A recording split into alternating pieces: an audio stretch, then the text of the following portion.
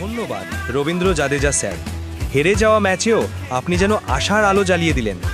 আপনি কোনো সাধারণ ক্রিকেটার নন, মহান এক শিল্পী, যার ব্যাটিং কেবল রান নয়, উত্তরে ভারতীয় হৃদয়ের এক অনবদ্য সুর বাজিয়ে দেয়। কোটি কোটি ভারতবাসীর প্রতি আপনার নমস্কার।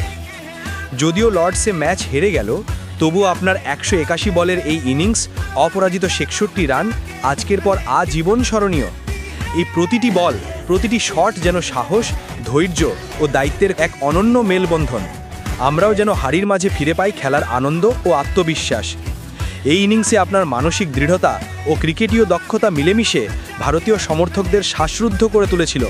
কল্পনাও করা যায় না যে পরাজয়ের ছায়ায় এমন এক গৌরবোজ্জ্বল মুহূর্ত তৈরি হবে।